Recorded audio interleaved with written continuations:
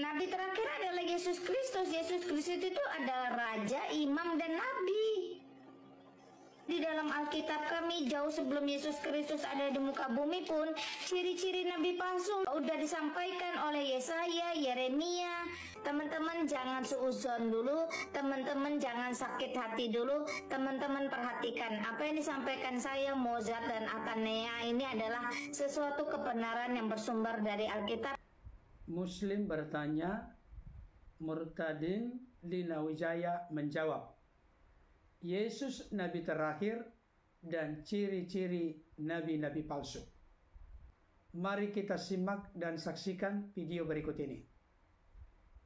Kalau di Kristen itu kenapa tidak menyatakan bahwa nabi yang terakhir itu tidak ada? Nabi terakhir adalah Yesus Kristus. Yesus Kristus itu adalah Raja, Imam, dan Nabi. Setelah Yesus Kristus di surga, dia berkata, tidak ada nabi lain selain nabi palsu. Makanya jikalau 600, 700 atau 1000 tahun kemudian muncul orang ngaku nabi, itu dipastikan nabi palsu.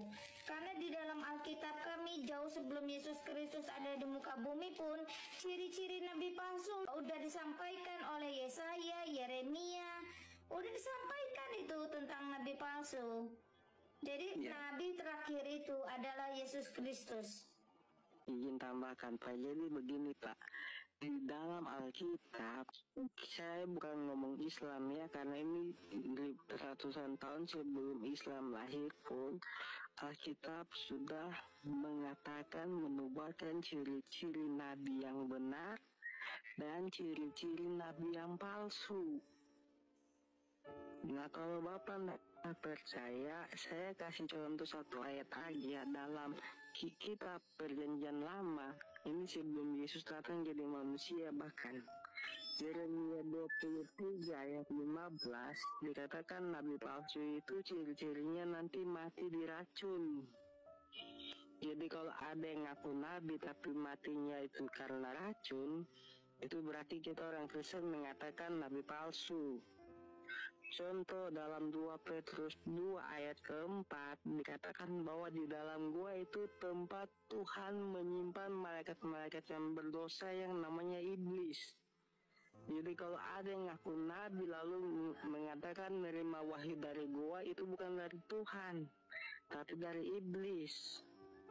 Itu ayat kita jelas, dan Yesus mengatakan dalam Matius 22, kalau ada orang yang mengatakan di surga ada kawin mengawin, itu adalah pengajaran sesat dari nabi palsu. Bahwa ciri-ciri nabi palsu yang dicatat di dalam Alkitab orang Kristen jauh sebelum Kristus ada, bahkan setelah Kristus ada itu ada 11, bahkan banyak Pak. Tapi tadi sudah disampaikan oleh Mozart, teman-teman jangan suudzon dulu, teman-teman jangan sakit hati dulu, teman-teman perhatikan apa yang disampaikan saya, Mozart dan Atanea ini adalah sesuatu kebenaran yang bersumber dari Alkitab, Kejadian sampai Wahyu, supaya teman-teman tidak penasaran. Ciri nabi palsu yang pertama yang dicatat dalam Alkitab saya, dia berasal dari Arab, dicatat di dalam Yeremia pasal 3 ayat 2. Yang kedua cirinya adalah disuruh membaca, dia buta huruf, hanya sanggup menghafal, dicatat di dalam Yesaya pasal 29 ayat 9 sampai 13. Yang ketiga ciri nabi palsu yang dicatat dalam Alkitab saya adalah memberikan ajaran yang tidak masuk di akal sehingga bersin keluar kucing. Allah menciptakan bintang untuk melempar setan, seperti itu. Dan cerita-cerita yang tidak masuk akal itu ada dicatat di Yeremia pasal 23 ayat 9 sampai 10, 14, 26 dan 2 Petrus 2 ayat 3. Perhatikan. Yang keempat ciri-ciri nabi palsu, mencuri firman Tuhan. Jadi dia menyontek, menyadur, diserupakan, dimirip-miripi alias plagiator. Dicatat di dalam Yeremia pasal 23 ayat 30. Yang kelima, dia bernubuat dapat mimpi. Padahal nubuat itu bukan dari mimpi. Kalau yang benar, nabi yang benar nubuat itu dari Allah langsung disampaikan kepada manusia. Itu nabi. Tetapi dia melalui mimpi-mimpi alias ngaku-ngaku. Dicatat di Yeremia 23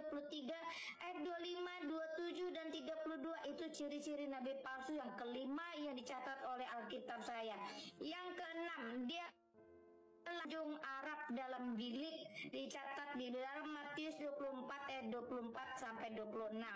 Yang ketujuh tadi disampaikan oleh Mozart, dia mati diracun di Yeremia 23 ayat 15. Yang kedelapan, dia menyangkal penebusan Kristus di atas kayu salib.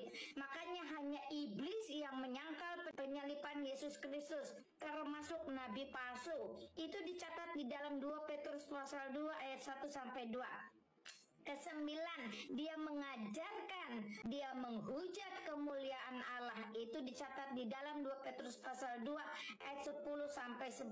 Yang ke-10, gampang kita mendeteksi ciri-ciri nabi palsu, mengajarkan syahwat atau hawa nafsu, menjanjikan syurga. Itu dicatat di 2 Petrus pasal 2 ayat 13 sampai 14, 18 dan 19. Jadi kalau ada nabi selalu bercerita tentang kawin mengawin yang tadi disampaikan oleh Mozart, sesatlah kamu kata Tuhan, maka itu jelas nabi palsu, karena selalu syahwat yang disampaikannya.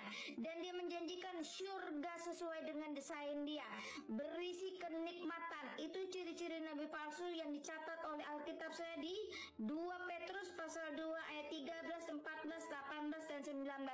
Yang terakhir tadi sudah disampaikan Mozart, disesatkan oleh iblis dalam gua yang gelap. Karena di dalam iman kami, di dalam Alkitab dicatat, hanya iblis yang bersemayam dalam gua-gua yang gelap dan dia bisa menyamar.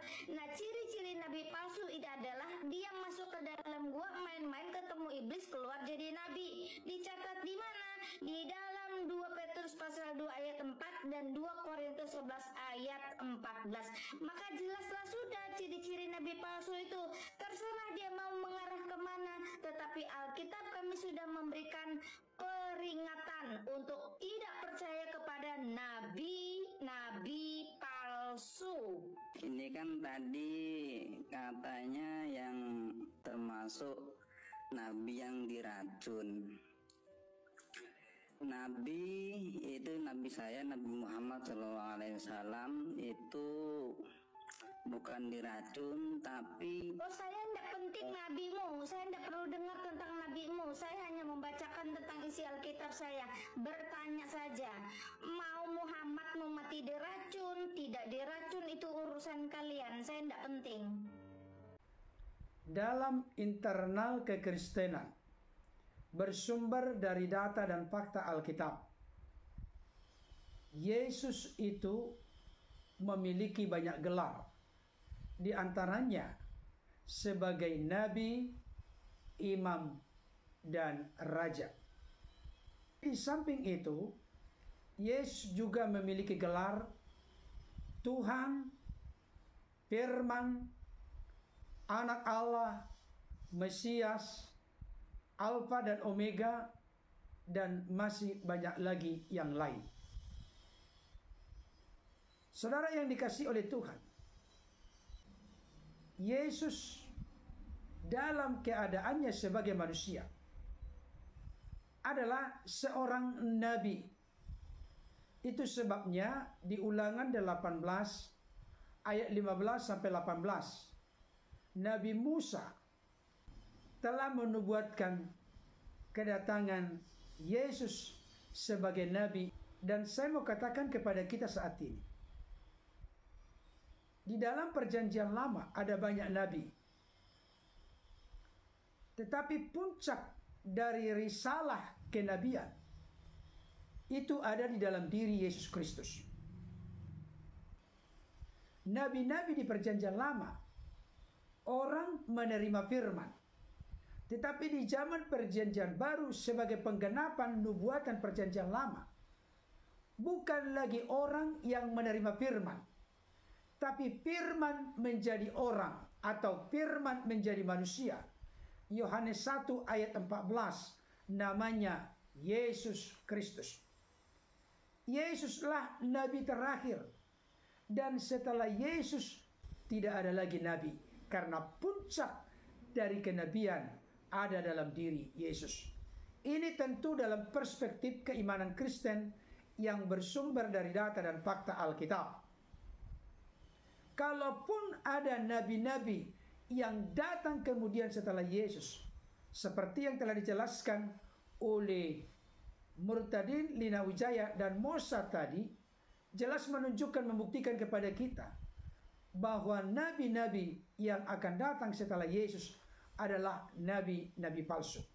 Ini jelas secara eksplisit, terang benderang dinyatakan di dalam Alkitab. Bahkan Yesus sendiri pun pernah menubuatkan akan datangnya guru-guru palsu, Mesias-Mesias palsu, dan nabi-nabi palsu. Beberapa ayat ini menegaskan hal tersebut. Matius 7 ayat 15. Waspadalah terhadap nabi-nabi palsu yang datang kepadamu dengan menyamar seperti domba, tetapi sesungguhnya mereka adalah serigala yang buas. Yesus mengingatkan para pengikutnya atau murid-muridnya, termasuk orang-orang percaya sepanjang sejarah segala abad, agar waspada terhadap datangnya nabi-nabi palsu. Yang mana kelakuan nabi-nabi palsu itu menyamar seperti domba, tetapi sesungguhnya nabi-nabi palsu itu adalah seperti serigala yang buas. Matius 24 ayat 24. Sebab Mesias-Mesias palsu dan nabi-nabi palsu akan muncul, dan mereka akan mengadakan tanda-tanda yang dahsyat dan mujizat-mujizat, sehingga sekiranya mungkin mereka menyesatkan orang-orang pilihan juga. Saudara dikasihi Tuhan, Yesus menegaskan dalam khotbah akhir zaman bahwa akan datang Mesias-Mesias palsu dan nabi-nabi palsu. Dan mereka akan berupaya untuk menyesatkan banyak orang. Dan sekiranya mungkin nabi-nabi palsu, Mesias-Mesias palsu juga berupaya untuk menyesatkan orang-orang pilihan. 1 Yohanes 4 ayat 1. Saudara-saudaraku yang kekasih, janganlah percaya akan setiap roh, tetapi ujilah roh-roh itu apakah mereka berasal dari Allah. Sebab banyak nabi-nabi palsu yang telah muncul dan pergi ke seluruh dunia. Saudara dikasihi Tuhan, firman Tuhan ini secara eksplisit dan berulang-ulang memberikan konfirmasi penegasan. Setelah Yesus memang akan datang guru-guru palsu, Mesias-Mesias palsu, dan nabi-nabi palsu. Orang-orang percaya harus waspada, jangan sampai dibelokkan dari kebenaran yang sejati, kebenaran yang hakiki, kebenaran yang memerdekakan. Ibrani pasal 1 ayat 1 sampai 2. Setelah pada zaman dahulu Allah berulang kali dan dalam pelbagai cara berbicara kepada nenek moyang kita dengan perantaraan nabi-nabi, maka pada zaman akhir ini Ia telah berbicara kepada kita dengan perantaraan anaknya yang telah Ia tetapkan sebagai yang berhak menerima segala yang ada. Oleh Dia Allah telah menjadikan alam semesta. Ada di sini dua penunjuk waktu, pada zaman dahulu dan pada zaman akhir. Pada zaman dahulu Allah berbicara melalui para nabi, tetapi pada zaman akhir, pada zaman puncaknya, Allah berbicara kepada manusia dengan perantaraan Sang Firman, anaknya yang telah nuzul turun mengenakan tubuh kemanusiaan, namanya Yesus Kristus. Jadi Yesuslah puncak dari risalah kenabian. Dengan kata lain, Yesus itu merupakan nabi terakhir dalam keadaannya sebagai manusia. Tentu terkait dengan ciri-ciri dari nabi-nabi palsu tidak lagi perlu saya ulangi, karena saudara kita Mossad dan Murtadin Linawijaya telah memaparkan sedemikian komplit dan lengkap.